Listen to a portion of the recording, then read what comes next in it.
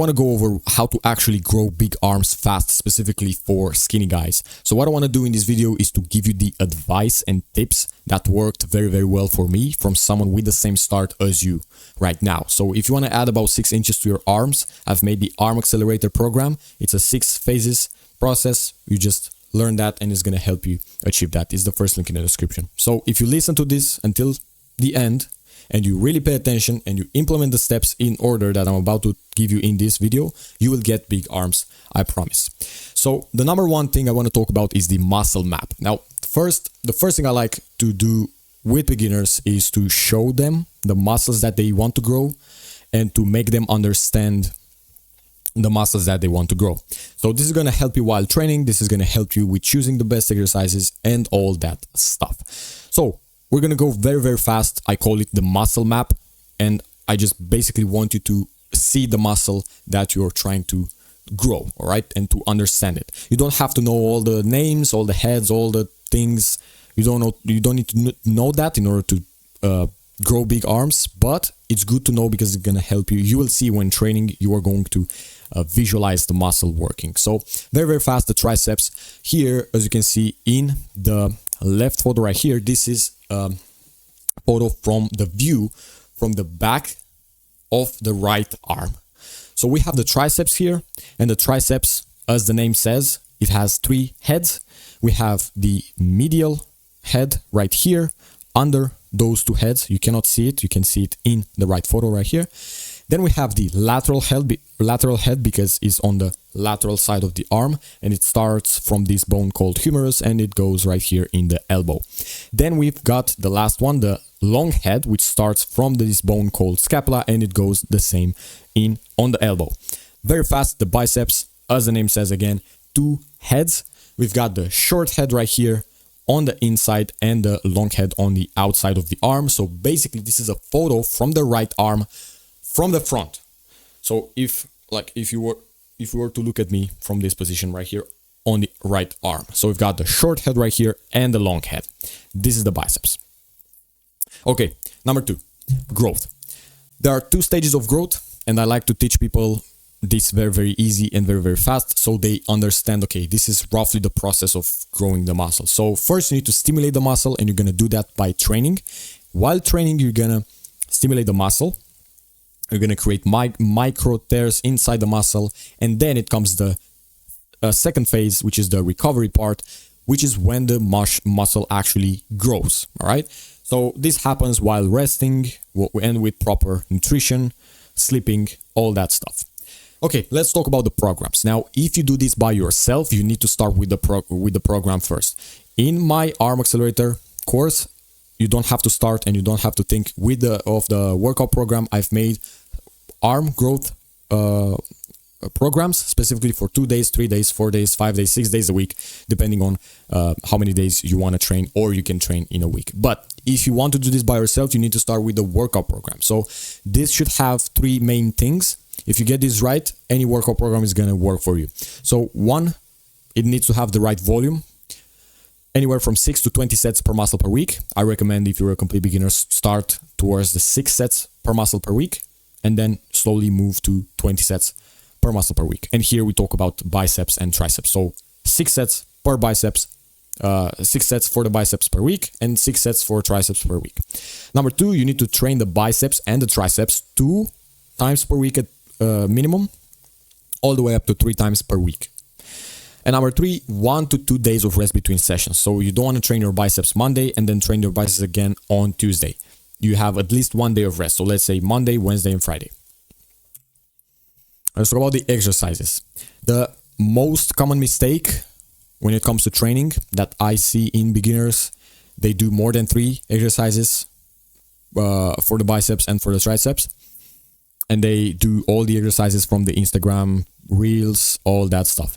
There is some good advice there, but there's so much advice that if you're a complete beginner, you don't know how to filter it. If you don't have the right experience and the right knowledge, you don't know which one is good or bad advice. So I recommend stop watching Instagram Reels for fitness advice. Then my advice for you is to stick to the basics, all right? So for the biceps, I would do incline dumbbell curls, standing dumbbell curls if you don't like the incline ones, although incline on, let's say, 45 degrees, it's superior to the standing dumbbell curls. Then you can do easy bar curls or straight bar curls, and also cable curls. For the triceps, dumbbell or bar skull crushers on a bench, on a flat bench, then cable overhead extensions right here, and cable push downs. I would say just stick to these, as these are the most important ones, and all of these are going to target all the heads of both muscles, biceps and triceps, in the same time. So if you do incline dumbbell curls, you're going to target both heads of the biceps, long head and short head, in the same time. All of these exercises are going to target both heads in the same time, and all of these exercises are going to target all the triceps heads in the same time. Training, you need a technique that grows muscle. You don't want a technique to focus on strength, and you don't want a technique that focuses on something which is not muscle growth. So basically, to nail this, you want a technique that when you train, the biceps or the triceps, depending on which one you train, must be the limiting factor. So that means if I do a standing bicep curls with dumbbells and I do, let's say, 15 reps, I can do more. My biceps can do more, but my veins in the forearm are very, very pumped. It's painful in the forearm. I feel like they're going to explode in any second, anytime. So I have to stop because it's very painful in my forearm because of my veins, because it's very, very pumped, but not because of my bicep. So you see there, I stopped while the bicep could do more reps. That's the point. You want a technique that allows you to train till failure the muscle that you want to train. So in that example that I just gave you, I stopped because of my forearm, because it was painful, not because of my biceps. Then in that set, I was not able to push my biceps to failure. So I had to stop, even though my biceps was still not finished yet. So that means I need to either switch the exercise or change my technique. So what I did, it's actually a true story. This is a true story. So I couldn't do those. So what I did was just do the incline dumbbell curls. So I switched to that, and it's much more easier for me, and I can target my biceps very well, and I can train till failure without my forearms being painful. So that's the kind with technique. You want a technique that allows you to train the muscle to failure. Not be something you want. When you stop a set, you want to be the reason why you stop a set. You want this to be because of the muscle that you're training, because it's reached failure, not because something else or some other structure or some other muscle. Then you also need to focus on starting the set with perfect form. So I don't want to see you starting the set with breaking the form. It's okay if you start the set with perfect form and towards the end of the set, maybe the last 3 reps, you break the form a bit, that's fine. But strict form, try to perfect your form every single time. Another thing, progressive overload for the arms. From my experience, try to add reps at first for the first weeks, and then try to add 1 to 2 kilograms. The reason for that is because we generally work with a bunch of dumbbells, and it's hard to pick the next dumbbells every single week. So we want to focus on reps. Also, it's going to be a time where you cannot add reps and you cannot add weight.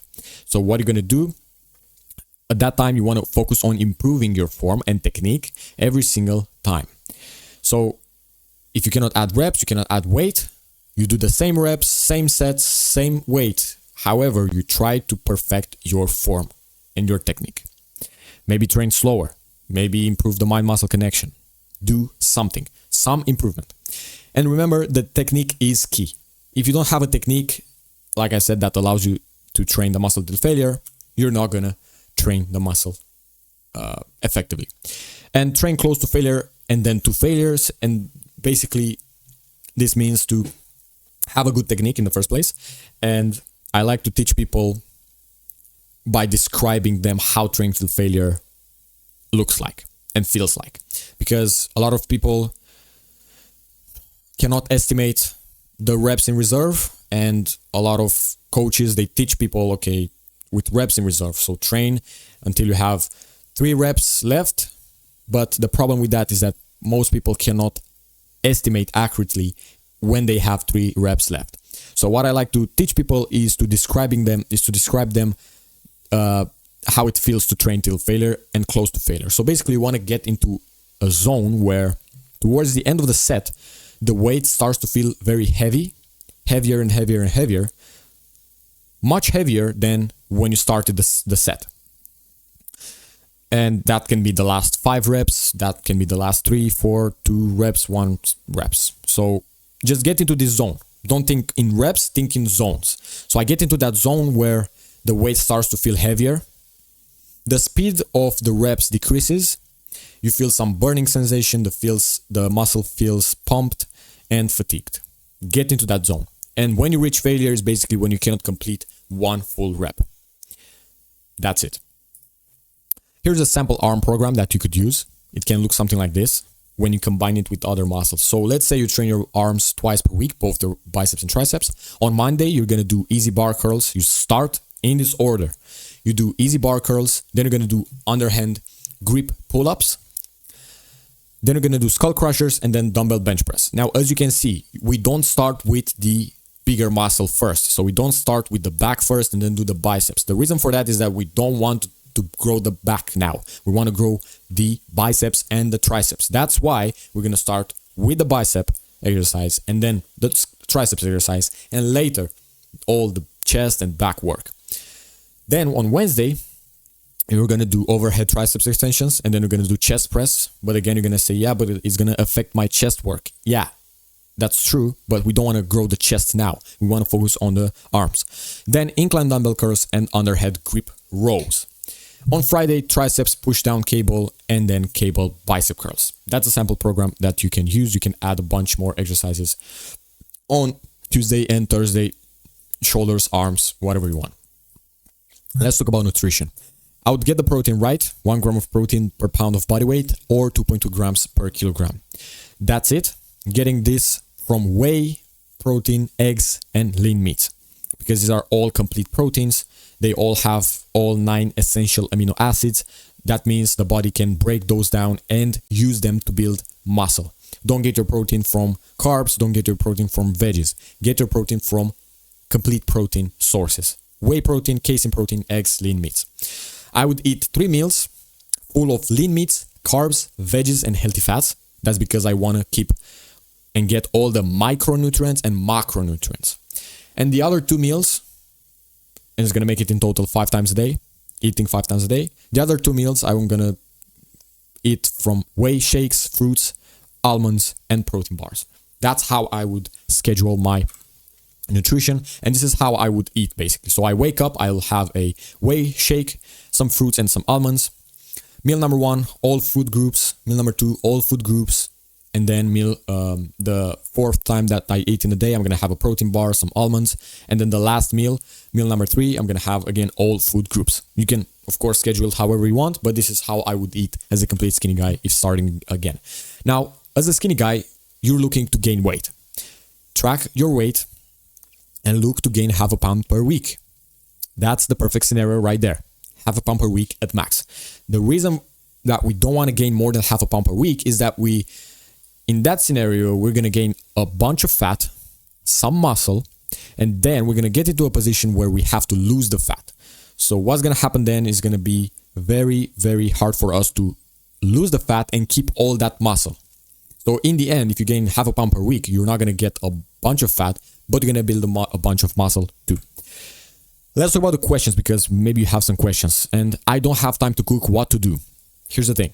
I would make myself easy, no-cook meals that you do not need to store in any fridge. That means if you work a full-time job, if you are a businessman or whatever, if you have school, if you have university, these meals are going to save you. Easy, no-cook meals that you do not need to cook and store. I give you a bunch of these meals in my arm accelerator, so you can use every single day. But basically, I would do something like a protein shake, some walnuts, and some fruits. Something that you don't need to cook, you don't need to store, and you can take whenever you want. I eat but don't gain. What should I do? where here's the thing. You are not gaining weight because you do not eat enough calories. You're not in a surplus. So I would focus on adding more healthy fats because that's very easy. 1 gram of fat, it has about 9 calories. So it's very calorie dense. It's going to make it very easy for you to gain and to eat more calories. So I'm going to focus on eating any nuts, avocados, olive oil, fatty fish on top of what you already eat. So you have your meal plan, and then on top of that, you're going to add, let's say 100 grams of almonds every single day. You're going to split it in 20 grams 5 times a day. That's 100 grams of nuts. Is going to be about 600 calories on top of what you already eat. So that's good. Now, is Bro Split good for arms? Here's the thing. I would not recommend it to any of the guys who I'm working with. However, if Bro Split is the only program that you like, I guess you can do it, but it's going to take double the time to get there. So at least what I would do if you want to focus on growing the arms and then the other muscles be a bit slower, have a slower progress for them, at least do Bro Split, have, let's say on Thursday or Friday, have an arm day, biceps and triceps, and then on Monday, you can combine again biceps and triceps with the chest, so you train your arms twice per week. So that's good. If this video helped and you want to make the same transformation as me, this is me when I first started and this is me now.